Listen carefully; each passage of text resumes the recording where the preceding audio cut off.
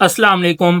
अगर आप अमेरिका के अंदर fully funded PhD scholarship avail करना चाहते हैं तो ये वीडियो आपके लिए है। इस स्कॉलरशिप का नाम है US Pakistan knowledge corridor scholarship, जो कि एचईसी की तरफ से अनाउंस की जाती है।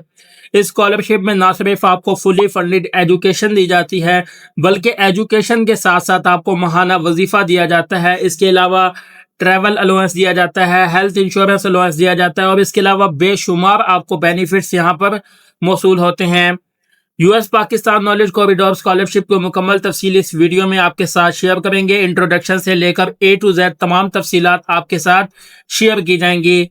ये पाकिस्तान गवर्नमेंट और यूनाइटेड स्टेट्स का एक एजुकेशनल प्रोग्राम है। इस प्रोग्राम का मकसद पाकिस्तान के टैलेंटेड स्टूडेंट्स को अमेरिका की टॉप यूनिवर्सिटीज़ में पीएचडी करवाना है, ताकि वो स्टडी मुकम्मल करके पाकिस्तान आएँ और यूनिवर्सिटीज़ में अपनी टीचिंग और रिसर्च को बेहतर बना सकें।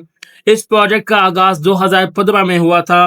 पाकिस्तान विजन के तहत ये टारगेट रखा गया कि 10,000 पाकिस्तानी स्कॉलर्स को 10 सालों में अमेरिका की यूनिवर्सिटीज़ में भेजा जाए।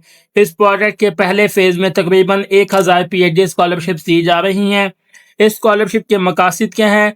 पाकिस्तान की यूनिवर्सिटीज़ के लिए क्वालिफाइड टीचर्स तैयार करना, रिसर्च और एजुकेशन के स्टैंडर्ड को बेहतर बनाना, स्टूडेंट्स को जीआरई और टोफल या आइट्स जैसे इंटरनेशनल टेस्ट की तैयारी करवाना, पाकिस्तान और अमेरिका की यूनिवर्सिटीज़ के दरमियान रिसर्च और एकेडमिक कोलैबोरेशन को मजबूत करना।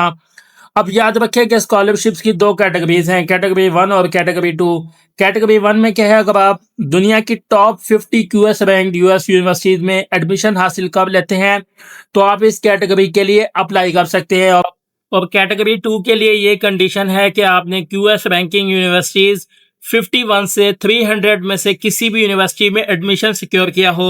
और आगे वीडियो में मैं आपके साथ तमाम क्यूएस रैंकिंग यूनिवर्सिटीज़ की लिस्ट भी शेयर करूंगा। रिक्वायरमेंट की बात करें, अगर आप क्यूएस रैंकिंग यूनिवर्सिटीज़ 1 से 50 या 51 से 300 यूनिवर्सिटीज़ में एडमिशन सिक्योर करते हैं तो आपने जीआरई टेस्ट भी दिया हो जिसमें आपका मिनिमम स्कोर 300 होना चाहिए, या इसके अलावा आपने हैट का टेस्ट दिया हो जिसमें आपका कम से कम 60% स्कोर होना चाहिए। स्कॉलरशिप के बेनिफिट्स की बात करें तो जो कैटेगरी 1 स्कॉलरशिप है, जिसमें आपने क्यूएस रैंक यूनिवर्सिटीज़ 1 से 50 में एडमिशन लेना है, इन यूनिवर्सिटीज़ में से आप किसी भी यूनिवर्सिटी में एडमिशन लेते हैं तो उसके लिए जो ट्यूशन कॉस्ट होगी ये फुली फंडेड होगी, यानी कि आपकी जो टोटल ट्यूशन की फ़ी है ये यूनिवर्सिटी खुद अदा करेगी।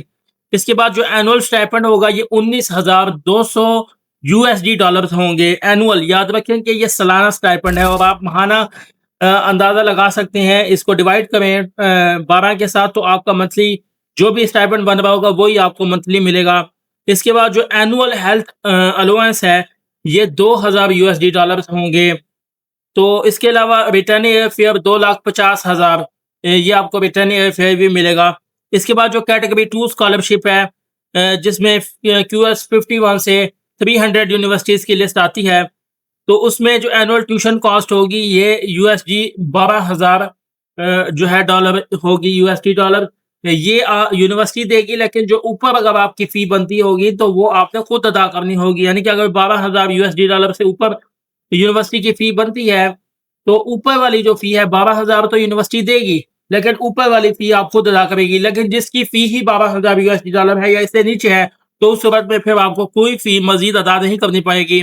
इसके बाद जो एनुअल स्टाइपेंड वही 19,200 डॉलर होगा। इसके बाद एनुअल हेल्थ इंश्योरेंस 2,000 और रिटर्न एयर फेयर 2,50,000। तो ये मैंने आपको स्कॉलरशिप्स के बेनिफिट्स बताए हैं। इस स्कॉलरशिप के एलिजिबिलिटी क्राइटेरिया की बात करें तो जनरल एलिजिबिलिटी क्राइटेरिया आप स्क्रीन पर देख सकते हैं। पीएचडी स्कॉलरशिप के लिए पाकिस्तानी या एजे के जो नेशनैलिटी होल्डर्स हैं ये अप्लाई कर सकते हैं, यानी कि पाकिस्तान और आज़ाद जम्मू एंड कश्मीर से जो स्टूडेंट्स हैं ये अप्लाई कर सकते हैं। इसमें अप्लाई करने के लिए आपकी कम से कम 4 साल बैचलर डिग्री होनी चाहिए, यानी कि बीएस, बीएससी, बीई या 16 ईयर फॉर्मल एजुकेशन आपने कंप्लीट की हो, और पूरे एकेडमिक बैकग्राउंड में आपकी सेकंड या थर्ड डिवीजन नहीं होनी चाहिए।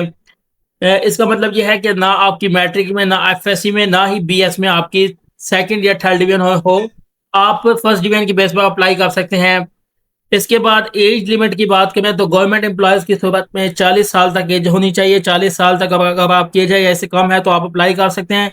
अदर केसेस में 35 साल तक एज होनी चाहिए, यानी कि अगर आप गवर्नमेंट एम्प्लॉयज़ नहीं हैं और आप पहले कोई भी स्कॉलरशिप अवेल ना कर रहे हों, कोई भी पीएचडी या मास्टर स्कॉलरशिप। इसके अलावा अगर आपके ऑलरेडी पीएचडी डिग्री है तो आप इस स्कॉलरशिप के लिए एलिजिबल नहीं है, यानी कि ये उन कैंडिडेट्स के लिए है जो बीएस कर चुके हैं तो आगे पीएचडी करना चाहते हैं डायरेक्ट।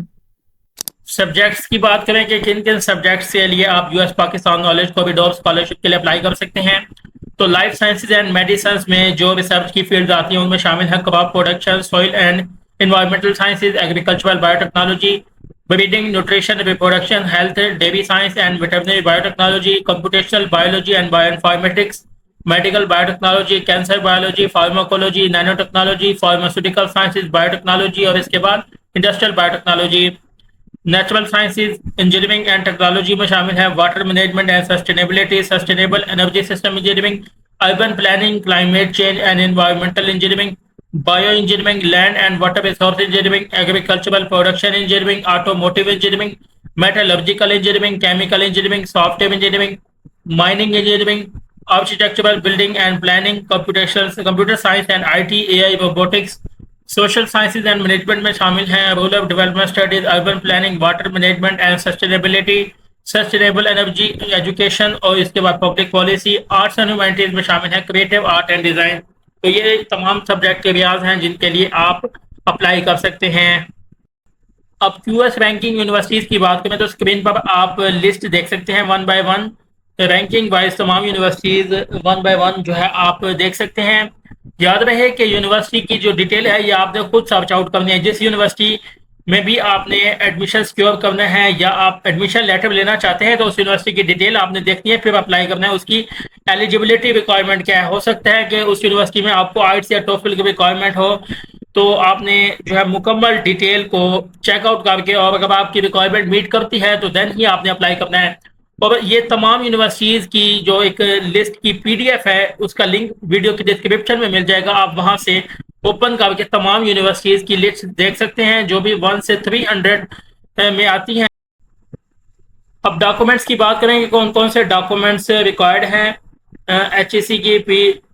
अब डॉक्यूमेंट्स की बात करेंगे कौन कौन से डॉक्यूमेंट्स रिक्वायर्ड हैं। याद रहे कि ये जो स्क्रीन पर आप डॉक्यूमेंट्स देख रहे हैं ये एचईसी के लिए हैं, जबकि यूनिवर्सिटी की रिक्वायरमेंट और उसकी जो डॉक्यूमेंट्स की रिक्वायरमेंट है वो मुख्तलिफ होगी।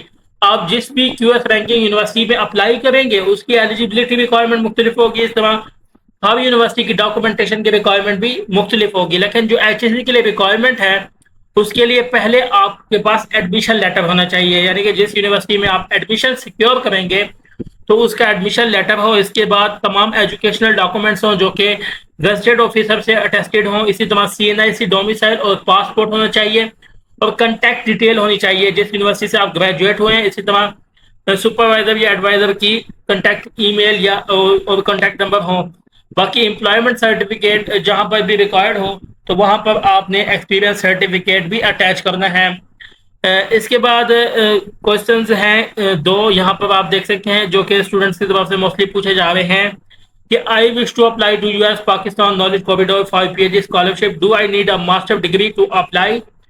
तो देखें हर यूनिवर्सिटी की जैसे मैंने कहा है रिक्वायरमेंट मुख्तलिफ है, तो कुछ यूनिवर्सिटी की जो रिक्वायरमेंट होगी वो मास्टर डिग्री भी होगी, यानी कि मास्टर डिग्री हो तब आप पीएचडी के लिए अप्लाई कर सकते हैं। लेकिन ज्यादातर यूनिवर्सिटीज के लिए मास्टर की रिक्वायरमेंट नहीं है, आप बीएस की बेस पे अप्लाई कर सकते हैं 16 साल तालीम के लिए।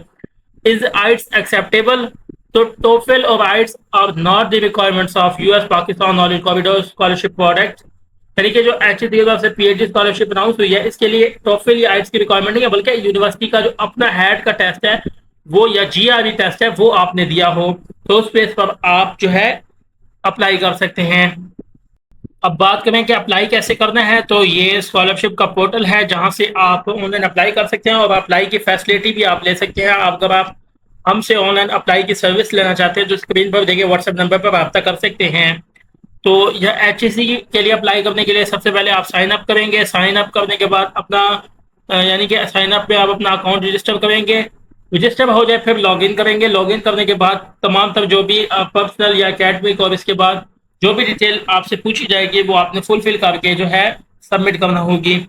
बाकी यूनिवर्सिटी पहले अगर आपने अभी तक यूनिवर्सिटी में एडमिशन सिक्योर नहीं किया तो पहले यूनिवर्सिटी में एडमिशन सिक्योर करें, अप्लाई करें, देखें किस यूनिवर्सिटी की क्या डेडलाइन है। बाकी अगर आप एचईसी के लिए अप्लाई करना चाहते हैं तो इसकी जो डेडलाइन है ये 30 अक्टूबर है। 30 अक्टूबर तक अप्लाई कर सकते हैं। और इसके अलावा अगर आपका कोई भी सवाल है तो आप कमेंट कर सकते हैं, आपके तमाम सवालात के आंसर दिए जाएंगे। वीडियो को लाइक करें, शेयर करें ताकि तमाम स्टूडेंट्स की रहनुमाई हो सके।